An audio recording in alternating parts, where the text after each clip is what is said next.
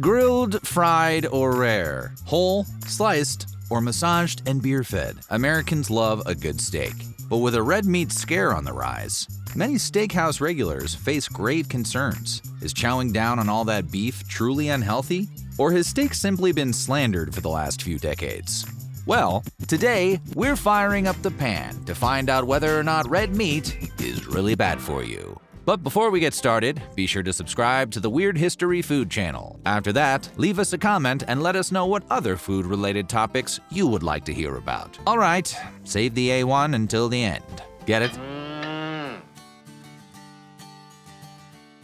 For nearly 100 years, red meat steaks have been a staple of the all-American diet. From a hearty breakfast to a classy dinner on the town, pan-fried in the kitchen or tossed down on the grill. In the States, steaks are a meal as old as time. But in recent decades, the beef-based steak has become something of a scapegoat for heart disease, obesity, and any number of chronic health conundrums. Whether we're fearing for our waistline or getting a bad bill from a health specialist, red meat is often seen as the culprit for our woes. And with plenty of fancy diet plans to dissuade one from potentially carcinogenic foodstuffs, and all that hard data on saturated fats leading to problems like heart attacks and strokes, many people simply stop seeking out steaks. In fact, the popularity and overall consumption of steaks has fluctuated in the States and across the globe due to the potential problems of red meat-rich diets. But when did this tumultuous love affair start? And how does steak keep getting such a bad rap while never really going out of style? A steak, or thick cuts of meat and muscle, have been a staple of human diets since the dawn of man. When referenced, steaks often imply the red meat of beef specifically, and can be prepared over high heat in any number of ways. But steak, as we know it today, has direct origins in Scandinavia of the 1400s. Historical records show that thick cuts from the hindquarters of livestock and game were referred to as steak, stikna, and stekja. Then in 1565, Florentines experiencing the Renaissance began celebrating a particularly gruesome death of a martyr. St. Lawrence Day, held on August 10th, honors a Roman who was supposedly grilled to death. In remembrance of his charred remains, patrons cooked up enormous feasts of sliced meat on open ranges. Originally called bistecca in the native tongue, English merchants were said to have translated the dish to beefsteak, or steak for short. By the late 1600s, London saw a boom in local eateries known as chop houses, featuring warm meals for hungry workers. These restaurants served just about anything they could scrounge up. Oftentimes, that included slabs of cooked beef or proto-steaks. And eventually, the English chop house became the sort of fine dining steakhouse we see today. Across the oceans, many Asian cultures were more reluctant to accept beef as a dietary staple. In fact, it was not until a Japanese emperor began professing his love for red meat that his countrymen took up steaks as well. In fact, the famously well-tended and occasionally beer-fed Kobe and Wagyu beef cattle of Japan have only been around for a handful of generations. But over in the United States, steaks were as big as the Texas sky. Because when Spanish colonists brought cattle to the Americas, they had no idea what they had unleashed on our palates or our fat intake. And as commercial train transportation took off, the rustic cowboy ranches of the West brought their beefy wares across the entire country. After that, it was steak all the way down for most of America. From the first dining steakhouses of the 1800s to quick and cheap cheesesteaks in the Great Depression, the United States proved they had a serious hankering for red meat.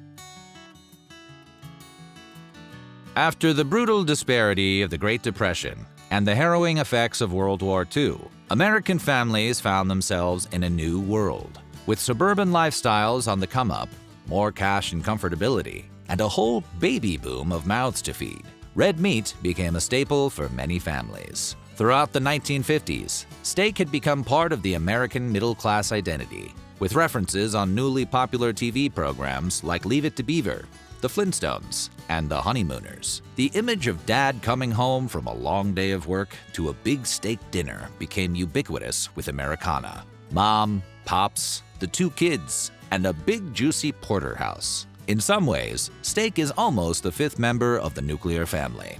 Unless you're living with Jetsons, of course. Wait, were they literally nuclear?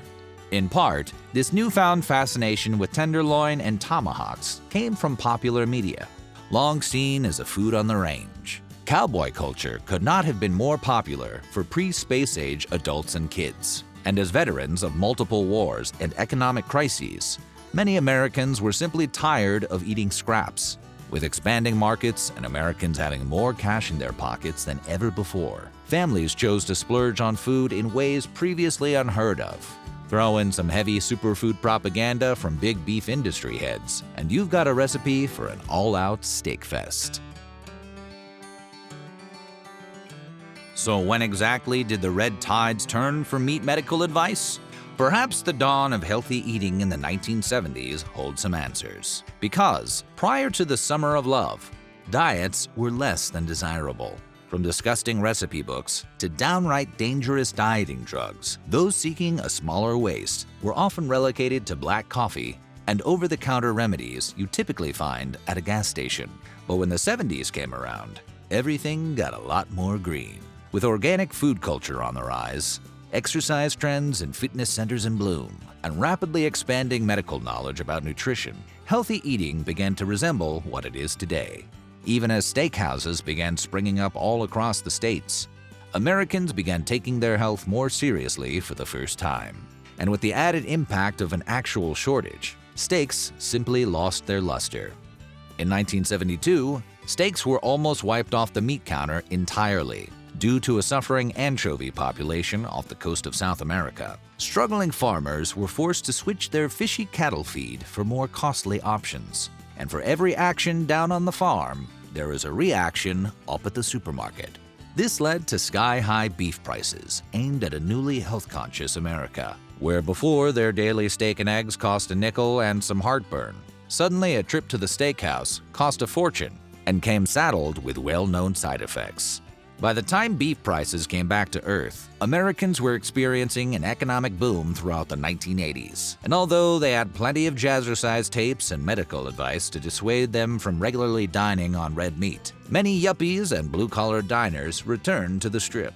But when a beefy epidemic hit the Brits by the early 90s, filet mignons once again went out the window. Mad cow disease, officially known as bovine spongiform encephalopathy, is a fatal degenerative disease which occurs after ingesting afflicted meat.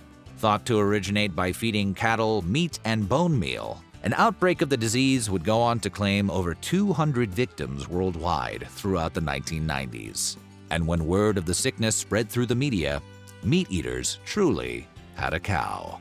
After this low point, the beef industry suffered more blows at the hands of health organizations, as Americans began falling victim to heart-related diseases at an alarming rate. Doctors and specialist communities took note. In fact, both heart attacks and strokes were among the leading causes of death in America at the time, and they remain so to this day. By beginning health campaigns like the Million Hearts, doctors and political advocates hoped to address the red meat epidemic.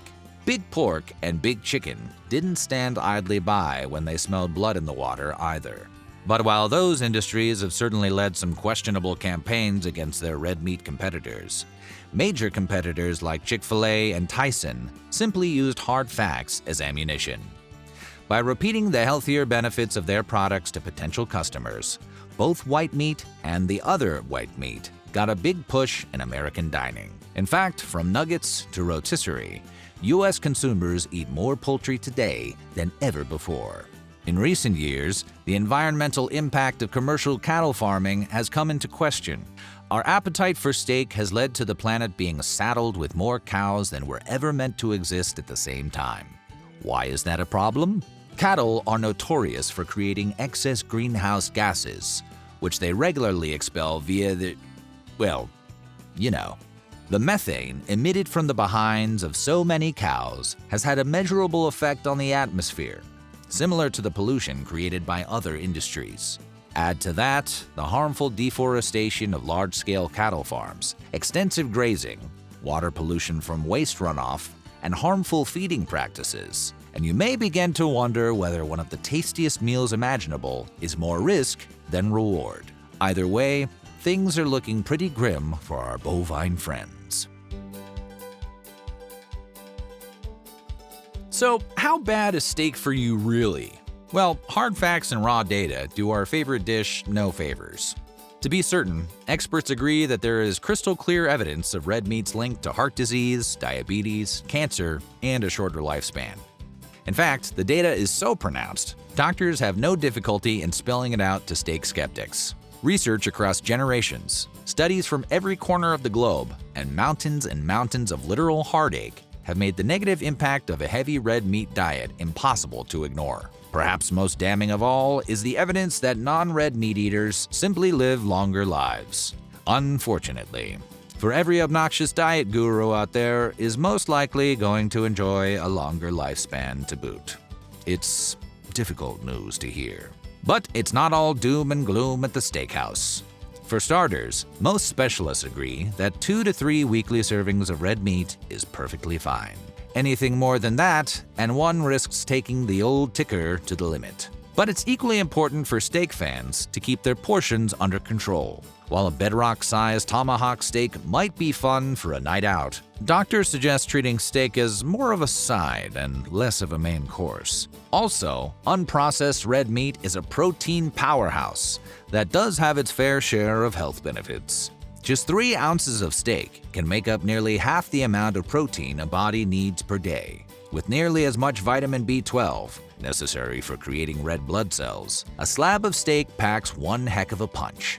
Add to that a hefty source of zinc, iron, and antioxidants, and red meat starts looking pretty beneficial. While you can get the same nutrients through any number of healthier options, such as oysters, there's no getting around the fact that steak is simply too delicious to be removed from the menu entirely. The environmental impact may be improving as well. Methane production is a smelly fact of life when it comes to cattle farming, and on a worldwide scale, it only gets gassier. But with less harmful farming methods, more responsible land management, and newly developed feed additives to reduce methane-heavy rear expulsions, things are smelling a little fresher. There may be greener pastures to come. Just don't get attached to any of the cows in them. So, what do you think? Have the potential health risks changed your feelings about red meat, or do you have your own booth at your local steakhouse? Let us know in the comments below. And while you're at it, check out some of these other weird history food videos.